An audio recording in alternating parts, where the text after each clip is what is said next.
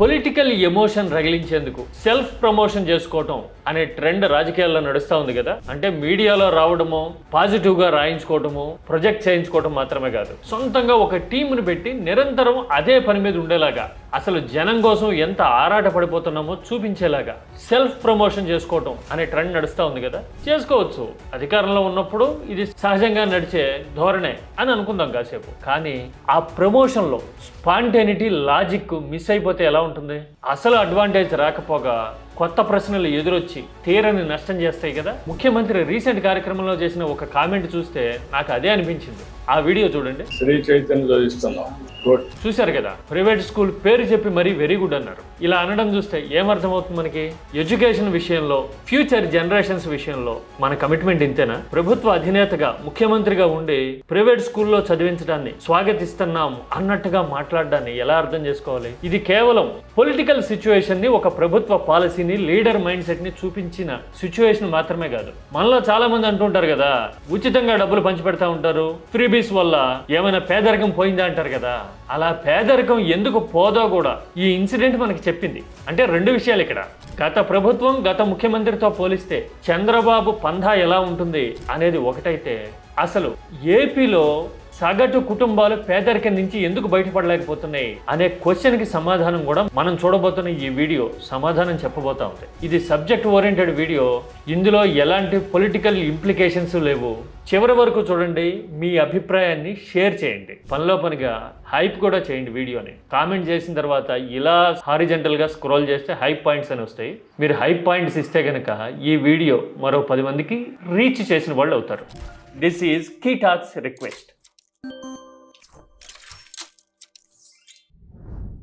Education అనేది ఏపీలో political policy అయిపోవడం గత కొన్నేళ్లుగా చూస్తూ ఉన్నాం కదా. ఇప్పుడు కూటమి ప్రభుత్వం అధికారంలో ఉంది. అంతకు ముందున్న ముఖ్యమంత్రి విద్యా వ్యవస్థలో సమూలమైన మార్పులు తీసుకురావాలని, ఆంధ్రప్రదేశ్లో పిల్లల్ని గ్లోబల్ సిటిజన్స్ గా తయారు చేస్తాము అని.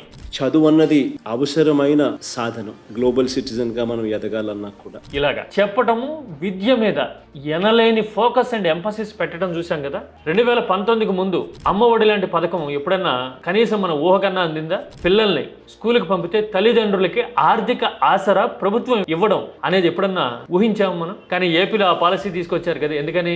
లిటరసీ రేటు పెంచడానికి, పేద పిల్లల్ని స్కూళ్ళకి రప్పించడానికి కదా. పిల్లలకి మధ్యాహ్న భోజనమే కాదు, రాగి జావా, పోషకాహారం లాంటి విధానాలు కూడా అప్పుడే వచ్చాయి కదా. అన్నిటికీ మించి నాడు నేడు లాంటి విధానంతో ప్రభుత్వ పాఠశాలల్లో సౌకర్యాలు, ఆధునిక ఎమ్యూనిటీస్ కల్పించడం అనే విధానం కూడా ఆ 5 ఏళ్లలో అమలైంది కదా. అంటే ఏంటి అర్థం? భవిష్యత్ జనరేషన్స్ మీద పెట్టుబడి పెట్టింది ఆ ప్రభుత్వం, ఖర్చు పెట్టింది భారీగా అని అర్థమవుతుంది కదా. అందుకోసమే ఇంగ్లీష్ మీడియం స్కూల్స్ అప్పట్లో అంత చర్చనీయమయ్యాయి. ఏపీ బిడ్డలు నాసా వరకు ప్రభుత్వ ఖర్చుతో, ఇనిషియేటివ్తో వెళ్లిన చరిత్ర ఆంధ్రప్రదేశ్లో కనపడింది కదా. అందుకోసమే 2024 నుంచి కూటమి కూడా అమ్మఒడి లాంటి పథకాలని పేరు మార్చి తల్లికి వందనమో ఇంకొకటో చెప్పి అమలు చేయాల్సిన పరిస్థితి, ఒత్తిడి అయితే వచ్చింది కదా. ఏదైతే ఇచ్చారో అమ్మఒడి అదే గైడ్ లైన్స్ పెట్టి, అంటే ఇది పిల్లల భవిష్యత్తుకి ఏపీలో కీలకమైన అంశం మాత్రమే కాదు, రాజకీయంగా కూడా ఒక ఎజెండా అయిపోయింది అని చెప్పొచ్చు. మంచిదే ఇలాంటి ఎజెండా కూడా. మరి ఇలాంటప్పుడు ఒక ముఖ్యమంత్రి చదువు గురించి మాట్లాడేటప్పుడు ఎంత జాగరూకతతో, కాన్షియస్గా ఉండాలి. ఈ మధ్యకాలంలో ఏదో ఒక కార్యక్రమం ఇనాగరేషన్కి వెళ్ళి అక్కడ ఒక కుటుంబంతో మాట్లాడుతూ పిల్లల్ని ఎక్కడ చదివిస్తున్నావు అని ముఖ్యమంత్రి అడిగారు. ఆ ఇంటి పెద్ద సమాధానం చెప్పాడు.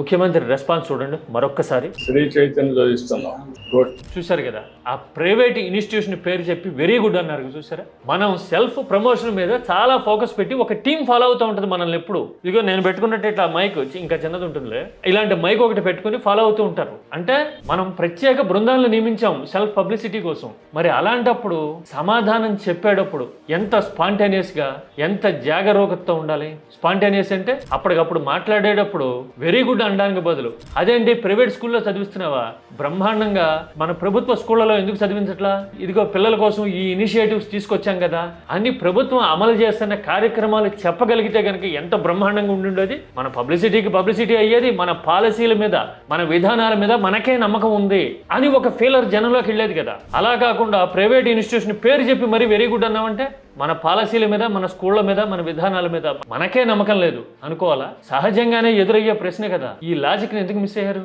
అందుకే నేను మొదట్లో చెప్పా, సెల్ఫ్ పబ్లిసిటీ చేసుకోవాలని ప్రత్యేక బృందాలను నియమించినప్పుడు అడ్వాంటేజ్ ఎంత ఉంటుందో కానీ సవాళ్ళు, క్వశ్చన్స్ కూడా అన్నీ ఎదురొస్తాయి, తేడా వస్తాయి ఇలాగా కదా. మరి గత ముఖ్యమంత్రి ప్రభుత్వ స్కూళ్ళ గురించి ఏం మాట్లాడేవారు? తరచుగా 6వ తరగతి నుంచే డిజిటల్ విద్యను అందించేలా 8వ తరగతికి ట్యాబ్స్ ఇస్తా ఉన్నాం. చూశారు కదా, జగన్ ఈ మాటలన్నీ మాట్లాడినప్పుడు ఆయన ముఖ్యమంత్రి ప్రభుత్వ స్కూళ్ళలో ఏం చేశారు, 8వ తరగతి తర్వాత పిల్లలకి ట్యాబులు ఇస్తున్నారు అనే వివరాలన్నీ వరుసపెట్టి ఏకరువు పెట్టి చెప్పడానికి జగన్ చాలా సందర్భాల్లో ఉత్సాహంగా ముందుకు వచ్చేవారు. ఆ ఫేస్లో చూడండి, ఆ కాన్ఫిడెన్స్ కనపడుతుంది. మేము మార్పు తీసుకురావడానికి ట్రై చేస్తున్నాం అనే ఫీలింగ్ ఏదో కనపడుతుంది. చూసారా? అంటే తన ప్రభుత్వం అనుసరిస్తున్న విధానాల మీద నమ్మకం, కన్విక్షన్, చిత్తశుద్ధి ఉంటే బహుశా అలా ఉంటారా?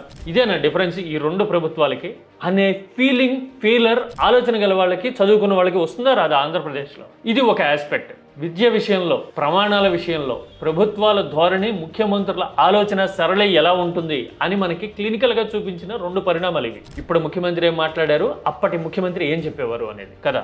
ఇక రెండో ఇష్యూ నేను చెప్పా కదా, ఏపీలో ఇన్ని సంక్షేమ పథకాలు అమలు చేస్తా ఉన్నా కానీ పేదరికం ఎందుకుంది, ఉచిత పథకాలు ఇచ్చి సోమరిపోతుల్ని చేసేస్తున్నారు అని కొందరు మాట్లాడుతూ ఉంటారు, ఉపన్యాసాలు ఇస్తుంటారు కదా.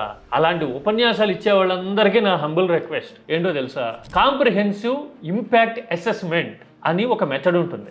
అంటే సమగ్రంగా అన్ని కోణాల్లోనూ ఒక పథకానికి కానీ, విధానానికి కానీ, ఆలోచనకు కానీ సంబంధించిన ప్రభావాల్ని స్టడీ చేయడం అనమాట. అలా స్టడీ చేస్తే మనకి చాలా విషయాలు అర్థమవుతాయి. ఇప్పుడు ఏపీ విషయానికి వస్తే జగన్ హయాంలో ఆ మాట చెప్పేవారు కదా, ఉచిత పథకాలు ఇచ్చి సోమరపోతులుగా తయారు చేస్తున్నారని. రైతుల కోసం రైతు భరోసా ఉండేది, వృద్ధాప్య పింఛన్ ఉండేది పెద్దవాళ్ళ కోసం, చదువుకునే పిల్లలున్న తల్లిదండ్రులకేమో అమ్మఒడి కింద డబ్బులు ఇచ్చేవాళ్ళు, బీసీ కులాల వాళ్ళకి చేపలు పట్టిన, చేనేతలైన వీళ్ళందరికీ బటన్ నొక్కి సాయం చేసే ఆర్థిక ప్రయోజనం కల్పించే పథకాలు ఉండేవి కదా. మరి ఇవంతా సహాయం చేసినా కానీ పేదరికం పోవడానికి, మార్పు రావడానికి ఎక్కువ టైం ఎందుకు పడుతుంది అంటే కాంప్రిహెన్సివ్ అసెస్ ఇంపాక్ట్ చేస్తే మనకు అర్థమవుతుంది.